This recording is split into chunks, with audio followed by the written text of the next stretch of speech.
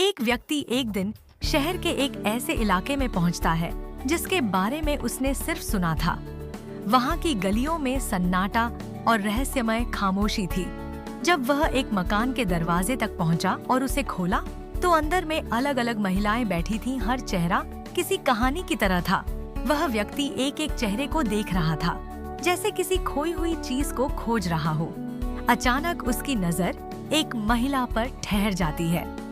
दोस्तों, आज इस अनोखी कहानी में आप सभी का श्रेया की कहानी में स्वागत है। दोस्तों, कहानी सुनाने से पहले आप सभी से रिक्वेस्ट है कि चैनल को सब्सक्राइब कर लें। उस महिला ने जैसे ही उसे देखा, उसकी आंखें झुक गईं। उस नजर में एक अजीब सी पहचान थी, मानो दिल ने कहा हो कि यह चेहरा जाना पहचाना है। उसने उस महिला के पास जाकर बात करने की ठानी। जब बातचीत शुरू हुई तो उसकी आवाज कांप उठी, क्योंकि उसे एहसास हुआ कि वह कोई और नहीं बल्कि उसकी अपनी पत्नी थी। एक पल के लिए तो जैसे उसकी दुनिया थम गई। वह यह सोचने लगा, यहाँ तक ये कैसे पहुंची? ऐसा क्या हुआ कि इसे इस रास्ते पर आना पड़ा? धीरे धीरे जब सच्चाई सामने आई तो उसकी आंखें भर आईं। उसने कोई शोर नहीं मचाया, कोई इल्जाम नहीं लगाया, बल्कि एक ऐसा फैसला लिया जिससे उसकी इंसानियत झलक उठी। उसने समझा कि कभी हालात इंसान को वहां ले आते हैं जहां वो खुद जाना नहीं चाहता। किसी की मजबूरी को उसकी गलती मत समझो। हर इंसान का एक अतीत होता है और हर कहानी के पीछे कोई ना कोई वजह जरूर होती है। जिस पुरुष ने उस महिला की हर गलती को माफ करते हुए जो फैसला लिया था, वो इंसानियत का सबसे बड़ा उदाहरण बन गया। आज मैं आपको एक सच्ची घटना सुनाने जा रहा हूँ। ये कहानी है कर्नाटक की राजधानी बेंगलुरु की। यहाँ रहने वाला एक व्यक्ति था, साहिल, जो एक मल्टीनेशनल कंपनी में काम करता था। शादी को अभी बस 2-3 महीने ही हुए थे और दोनों का जीवन बहुत खुशहाल चल रहा था। इसी दौरान कंपनी की तरफ से उसे मुंबई में एक प्रोजेक्ट के लिए भेजा गया। साहिल अपनी पत्नी को छोड़कर जाना नहीं चाहता था, लेकिन नौकरी की मजबूरी के कारण उसे जाना पड़ा। मुंबई पहुंचकर उसने अपने काम की शुरुआत की और कुछ ही हफ्तों में सब कुछ सामान्य लगने लगा। एक दिन उसने अपनी पत्नी से फोन पर कहा, अगर तुम चाहो तो मुंबई घूमने आ जाओ, थोड़ा समय साथ बिताएंगे। यह सुनते ही उसकी पत्नी की खुशी का ठिकाना नहीं रहा। उसने मुस्कुराते हुए कहा, बचपन से मेरा सपना था मुंबई देखने का। मैंने इसे सिर्फ फिल्मों और टीवी पर ही देखा है। अगर सच में वहां आने का मौका मिल जाए तो यह मेरे लिए किसी सपने के सच होने जैसा होगा। साहिल ने मुस्कुराते हुए कहा, तो फिर तैयारी कर लो, मैंने तुम्हारा टिकट बुक कर दिया है। 7 अक्टूबर 2011 को हुई को 11 को तुम्हारी ट्रेन है। मैं खुद स्टेशन पर तुम्हें लेने आऊंगा। और फिर वही दिन आता है, एक ऐसा दिन जो साहिल की जिंदगी को हमेशा के लिए बदल देने वाला था। वह दिन आखिर आ ही गया। तान्या ने सुबह सुबह अपने सामान की तैयारी की, माता पिता के आशीर्वाद लिए और फिर बेंगलुरु रेलवे स्टेशन के लिए रवाना हो गई। ट्रेन प्लेटफॉर्म पर पहले से खड़ी थी, वही ट्रेन जो उसे उसके पति साहिल के पास मुंबई ले जाने वाली थी। वह अपनी निर्धारित बर्थ पर जाकर बैठ गई।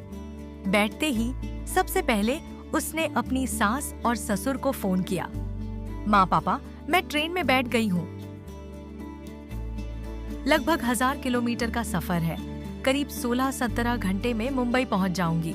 इसके बाद उसने अपने पति साहिल को कॉल किया और मुस्कुराते हुए बोली, मैं ट्रेन में बैठ गई हूँ, अब बस जल्द ही तुम्हारे पास आ जाऊंगी।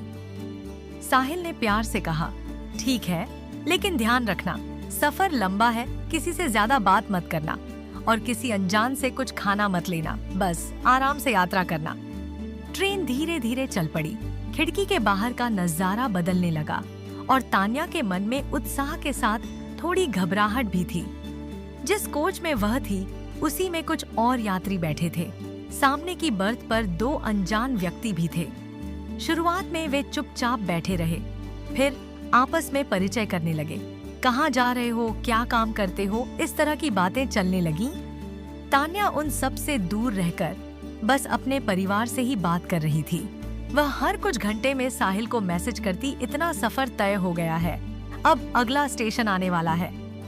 साहिल भी हर बार जवाब देता, ठीक है तान्या, ध्यान रखना, बस जल्द आ जाओ, इंतजार रहेगा। उसे क्या पता था, यह सफर सिर्फ दूरी तय करने का नहीं बल्कि किस्मत से टकराने वाला सफर साबित होने वाला है। ट्रेन अब अपनी रफ्तार पकड़ चुकी थी। तान्या खिड़की के बाहर झांकते हुए फोन पर अपने पति से बात कर रही थी। देखो साहिल, बाहर का नजारा कितना सुंदर लग रहा है। कभी पहाड़, कभी खेत और कहीं कहीं छोटे छोटे स्टेशन। साहिल मुस्कुराते हुए बस इतना कहता, बस तुम सुरक्षित पहुंच जाओ, यही काफी है। सामने वाली बर्थ पर बैठे दो यात्री अब उससे बातचीत करने लगे। उनमें से एक ने मुस्कुराते हुए कहा, बहन जी, लगता है पहली बार इतनी लंबी ट्रेन यात्रा कर रही हैं। तान्या ने हल्की हंसी के साथ जवाब दिया, जी हाँ, अकेले मुंबई पहली बार जा रही हूँ। थोड़ा डर तो लग रहा है। वो दोनों व्यक्ति बोले, घबराइए मत, हम भी मुंबई ही जा रहे हैं। अगर रास्ते में कोई परेशानी हो तो बेझिझक बता दीजिएगा। बातचीत धीरे धीरे सामान्य होती गई। वो सफर लंबा था, करीब 16-17 घंटे का। कभी ट्रेन स्टेशन पर रुकती तो ठेले वाले आवाज लगाते, चाय, कॉफी, पानी, नाश्ता। वो लोग कुछ खरीद लेते और तान्या से भी पूछते, कुछ चाहिए क्या? तान्या हर बार विनम्रता से मना कर देती, नहीं नहीं, मेरे पास सब है, धन्यवाद। लेकिन वक्त बीतने के साथ सफर थोड़ा सहज हो गया। अब वो हल्की फुल्की बातें करने लगी थी, कभी अपने शहर की बातें, कभी मुंबई के बारे में चर्चा। उसी दौरान एक व्यक्ति ने कहा, बहन जी, आपका बैग नीचे रखा है, ध्यान रखिएगा। सफर लंबा है, इधर उधर चीजें गुम भी हो जाती हैं। तान्या ने धन्यवाद कहा और बैग को अपने पास खींच लिया। उसे जरा भी अंदाजा नहीं था कि जिनसे वो इतनी सहजता से बात कर रही है, वो सफर में उसका सबसे बड़ा इम्तिहान बनने वाले हैं। सफर अब अपने आखिरी पड़ाव की ओर बढ़ रहा था। लगभग 850 किलोमीटर का रास्ता तय हो चुका था। अब मुंबई बस कुछ घंटे दूर थी। तान्या ने अपने पति साहिल को कॉल किया और मुस्कुराते हुए कहा, साहिल, अब मैं तुमसे सिर्फ 150 किलोमीटर दूर हूँ, जल्दी मिलते हैं। साहिल ने जवाब दिया, ठीक है तान्या, मैं स्टेशन पर तुम्हारा इंतजार करूंगा। बस ध्यान रखना, सफर आराम से पूरा करना। यह उनका आखिरी कॉल था। इसके बाद सब कुछ अचानक बदल गया। उसी कोच में बैठे यात्रियों में से एक ने कहा, बहन जी, थोड़ी चाय लीजिए, सफर लंबा है। तान्या ने पहले तो मना किया, नहीं धन्यवाद, मैं कुछ नहीं लूंगी। लेकिन उन्होंने जोर देकर कहा, बस एक कप, रास्ता आसान हो जाएगा। तान्या ने शिष्टाचारवश एक घूंट भर लिया। कुछ ही मिनटों बाद उसकी तबीयत भारी लगने लगी। आंखों के सामने सब कुछ धुंधला धुंधला दिखाई देने लगा। फिर धीरे धीरे उसकी आंखें बंद हो गईं। समय का पता ही नहीं चला। जब उसने होश में आने की कोशिश की तो उसे महसूस हुआ कि अब वह ट्रेन में नहीं है। चारों तरफ अजनबी आवाजें थीं और शरीर में इतनी कमजोरी थी कि वह ठीक से बोल भी नहीं पा रही थी। उसने धीमी आवाज में पूछा, मैं कहाँ हूँ? लेकिन जवाब में बस एक सख्त आवाज सुनाई दी, शांत रहो, कुछ मत बोलो। तान्या को अब एहसास होने लगा था कि उसके साथ कुछ बहुत गंभीर घट चुका है। उसकी आंखों से आंसू बहने लगे और दिल में बस एक ही सवाल था, आखिर मैंने किस पर भरोसा कर लिया? चाय पीने के कुछ ही देर बाद तान्या की हालत बिगड़ने लगी। वह कुछ बोलने की कोशिश करती, लेकिन शब्द उसके होंठों तक पहुंच ही नहीं पा रहे थे। उसकी आंखों के आगे अंधेरा छा गया और उसके बाद उसे कुछ भी याद नहीं रहा। जब उसने फिर से आंखें खोली तो महसूस हुआ कि वह अब ट्रेन में नहीं है। चारों तरफ अजनबी लोग थे और गाड़ी किसी सुनसान रास्ते से गुजर रही थी। तान्या की आवाज बहुत धीमी थी। वह सिर्फ इतना ही कह पाई, मुझे कहाँ ले जा रहे हो? लेकिन उसके सवाल का कोई जवाब नहीं मिला। वह फिर से बेहोशी जैसी हालत में चली गई। काफी देर बाद जब गाड़ी रुकी तो उसने देखा कि उसे किसी अजनबी इलाके में ले आया गया था, ऐसी जगह जहाँ के माहौल ने उसके भीतर डर की लहर दौड़ा दी। वह कुछ समझ पाती, इससे पहले ही उसे एक पुराने से घर के अंदर ले जाया गया। वहाँ कुछ महिलाएं पहले से मौजूद थीं, जो उसे देख बस एक दूसरे की तरफ देखने लगी। किसी ने धीरे से कहा, इसे भी यहाँ लाया गया है। तान्या अब पूरी तरह समझ चुकी थी कि उसके साथ कुछ बहुत बड़ा धोखा हुआ है। वह जोर जोर से रोने लगी, मदद की गुहार लगाने लगी, लेकिन किसी ने उसकी बात नहीं सुनी। कमरे का दरवाजा बंद कर दिया गया और बाहर से बस एक सख्त आवाज आई, शांत रहो, कोई तुम्हारी आवाज नहीं सुनेगा। वह चीखना चाहती थी, लेकिन आवाज गले में ही अटक गई। उसे याद आया 7 अक्टूबर को वह घर से निकली थी अपने पति से मिलने के लिए, और अब वही दिन उसकी जिंदगी का सबसे डरावना दिन बन चुका था। अब दिन गुजरते गए। 9 अक्टूबर से लेकर कई और दिनों तक कुछ भी पता नहीं चला। साहिल हर रोज स्टेशन पर इंतजार करता रहा, पर तान्या की झलक कहीं न दिखी। कई बार उसने कॉल लगाया, पर फोन बंद मिलता रहा। चिंतित होकर वह अपने सास ससुर और घर वालों को सूचित करता और फिर स्थानीय थाने जाकर तान्या की गुमशुदगी दर्ज कराई। वह हर उस रास्ते पर गया जहां से तान्या गुजर सकती थी। रेलवे, होटलों और स्टेशन के आसपास के ठेलों तक उसने छानबीन की, मगर कोई ठोस सुराग नहीं मिला। उधर तान्या की हालत दिन ब दिन बिगड़ती रही। उसे लगातार दबाव में रखा गया, उसकी आजादी छीनी गई और समय के साथ वह शारीरिक और मानसिक रूप से टूटने लगी। हर रात डर, हर दिन उम्मीद के बिना बीतता। कुछ हफ्तों बाद जब वहां की मालिक और कुछ लोग उसे आगे के किसी फैसले के लिए तैयार करने की हद तक ले आए, तो तान्या पर इतना दबाव डाला गया कि अंततः वह टूटकर मानने जैसा महसूस करने लगी, क्योंकि वहां से निकलने के सारे रास्ते कठिन और बंद लगे हुए थे और आसपास मौजूद लड़कियां भी डर और मजबूरी के कारण कोई बड़ी मदद नहीं कर पाईं। साहिल हर छोटे छोटे सुराग पर टटका रहता, हर थाने और चौकी में पूछताछ करता, पर हर जवाब एक नई बेचैनी छोड़ जाता। और वहीं से कहानी एक ऐसे मोड़ पर पहुंची जो दर्शकों के मन में सवाल और सहानुभूति दोनों छोड़ देता है। तान्या अब उस कमरे में अकेली थी। चारों तरफ दीवारें और दरवाजे थे और वह महसूस कर रही थी कि कोई मदद उसके पास नहीं है। आंखों में आंसू थे और दिल में डर। रोते हुए उसने कहा, भैया मुझे माफ कर दीजिए, मैं यहाँ बस गलती से आ गई। मेरा पति साहिल है, मैं सिर्फ मुंबई घूमने आई थी। मुझे कोई भी मदद नहीं मिली और मुझे ऐसा महसूस हुआ कि मैं फंसी हुई हूँ। उसने सारी परिस्थिति समझाई, कैसे उसका सफर सामान्य था और किसी ने उसे चाय पिलाई, जिसके बाद वह बेहोश होकर इस जगह आ गई। लेकिन जिस व्यक्ति के पास वह थी, उसने उसे डराने या चोट पहुंचाने की बजाय इंसानियत दिखाई। उसने कहा, चुप रहो, अब मैं देखता हूँ कि तुम्हारी मदद कैसे कर सकता हूँ। तान्या ने बस एक ही बात चाही, अपने पति साहिल से बात करना। उधर साहिल लगातार उसे खोज रहा था। हर स्टेशन, हर थाने, हर रेलवे चौकी तक उसने पूछताछ की, लेकिन कोई सुराग नहीं मिला। फोन लगातार बंद आता रहा। अचानक कई दिन बाद एक अनजान नंबर से कॉल आया। साहिल ने फोन उठाया। फोन के दूसरी तरफ से सुनाई दिया, साहिल, मैं तान्या बोल रही हूँ, मुझे मदद चाहिए। मुझे नहीं पता मैं कहाँ हूँ, मुझे बचा लो, मैं अब इस जगह नहीं रहना चाहती। साहिल की आंखों में आशा की चमक लौट आई। वह तुरंत स्थिति समझ गया और सोचने लगा कि अब कैसे अपनी पत्नी तक पहुंचे और उसे सुरक्षित बाहर निकाले। कहानी अब उस मोड़ पर है जहां साहिल और तान्या की जिंदगी का सबसे महत्वपूर्ण संघर्ष शुरू होने वाला है। तान्या ने फोन पर साहिल से कांपते हुए कहा, मुझे नहीं पता मैं कहाँ हूँ, ये कौन सा कमरा है, कौन सा कोठा है, मैं समझ ही नहीं पा रही।